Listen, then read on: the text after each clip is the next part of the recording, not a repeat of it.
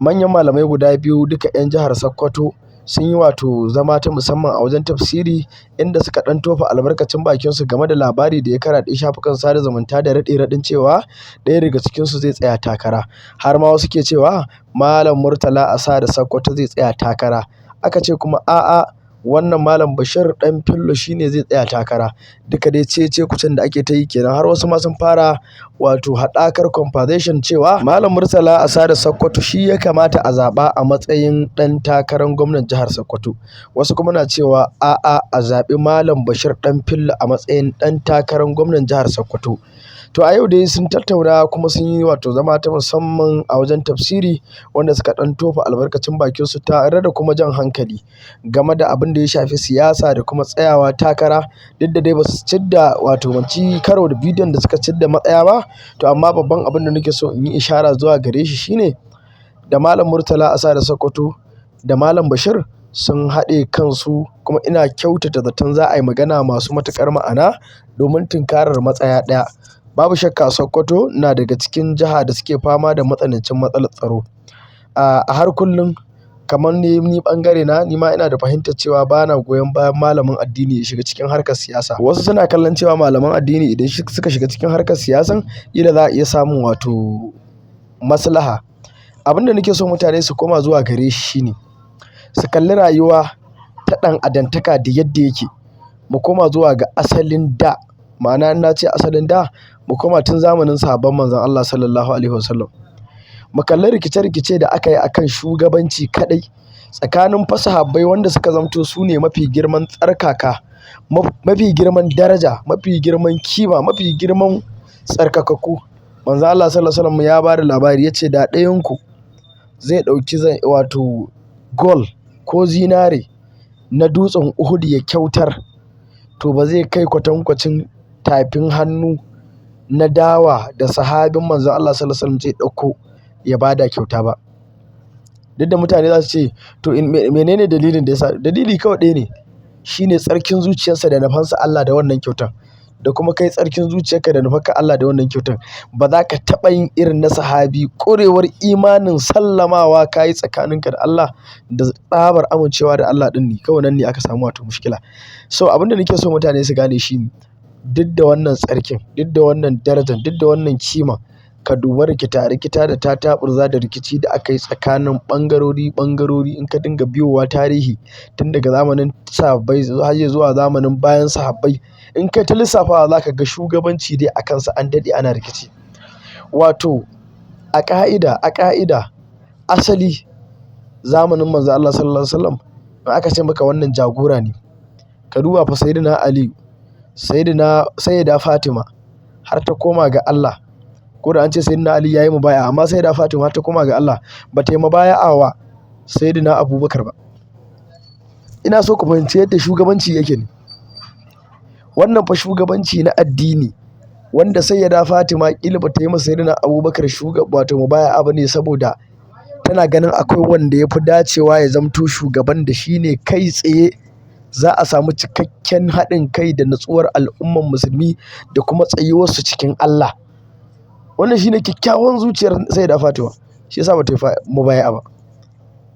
Da tana da yaƙini 100% shi ne ƙarshen namba wajen cancanta, to da Sayyida Fatima za ta yi masa mubaya'a kuma za ta yadda. Amma ka duba Sayyida Fatima ba ta yi mubaya'a ba. Duk da wasu na cewa Sayyidina Ali ya yi mubaya'a, ban sani ba gaskiya, ban da masaniya akan wannan gabar. Amma Sayyida Fatima ina da yaƙini akai cewa ba ta yi mubaya'a ba. Saboda wannan na ji malamai da yawa sun yi maganganu akai, kuma malaman Ahlus Sunna da yawa sun kawo zancen. So amma abin da nake so mu gane shi ne, shi shugabanci yana da wani illar da kai a karan kanka za ka yi kallon cewa ga yi can ka gama gyara, ga yi can ka gama nasara, kana hawa za ka ga ba haka ba ne.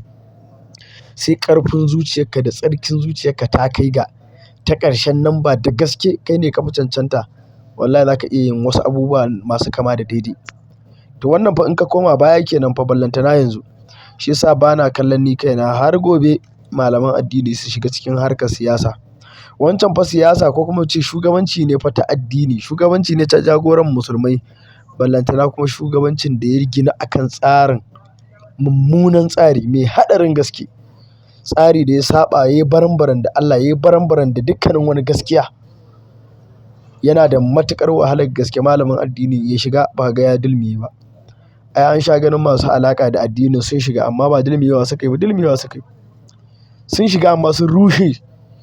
Don haka anan nake so mutane su gane inda matsalar take. In ka ji mutum yana ce maka baya son ya ga malamai sun shiga cikin siyasa, wallahi tsabagen kyakkyawan zatonsa ne akan dulmiyewar malaman addini cikin wannan harka. Kuma na taɓa faɗin wata magana, mu koma zuwa baya. Marigayi Sheikh Ahmad Gumi, daga lokacin da kafin ya zo zuwa lokacin da ya zo ya fara fatar shiga siyasa, daga wancan lokacin zuwa yanzu darajar malamai da kiman malamai da sauƙin rayuwa wanne ya fi? Na da ya fi akan yanzu. Sannan malamin addini na yanzu daban yake da malamin fa na wancan lokacin na su Muhammad Gumi. Ka duba fa Muhammad Gumi mutum babban malami ne da aka yi ittifaƙi malami ne mai bala'in gudun duniya. Amma shi karan kansa ya samu zamiya a wasu wajaje da yawan gaske ta wajen alaƙarsa da waɗannan shugabannin. Wannan shine magana ta gaskiya. Sannan gaba ta ƙarshe da nake so mutane su gane ko kuma su lura da shi shine, idan ka kalli malamanmu na yanzu, ka kalli yadda suke, ka kalli ɗabi'arsu, za ka gane cewa idan sun shiga ƙara dulmiyewa kawai za su yi. Dalilin da ya sa kuwa shine malamin addini ne fa. Za a ɗauki kuɗi a danƙa masa masu nauyi. Zai iya ce maka wannan ɗan siyasan yana da kirki, yana da mutunci. Me yasa ya ce yana da kirki, yana da mutunci? Ƙila saboda alaƙarsa da ɗan alkhairin da ake masa. Ba fa don sauke nauyinsa akan al'umman musulmi ba. Ba fa wannan ne matsalar wannan malamin ba. Kuma gaba ta ƙarshe kamar yadda na ce shine, malami ne zai zo ya ce maka haramun ne cin haram. Kar a ci haram, kar a zalunci al'umman musulmi. A sauke nauyin da ke kansu na kula da su, asibitocinsu, hanyoyinsu, karatunsu, tsaronsu, dukiyoyinsu. Amma da za a ɗauki ƙulli a kai masa a gida sai ya dafe. Jibi ma a ƙara kai masa ƙulli ya dafe. Wata ƙarshe bai zo a ƙara kai masa ya dafe. Abin da ɗan siyasan nan zai fara zuwa masa zuciya, anya malam ma yayi itikadi da abin da yake faɗi na cewa kar a ci haramun lahira, Allah zai yi tuhuma lahira kaza, lahira kaza.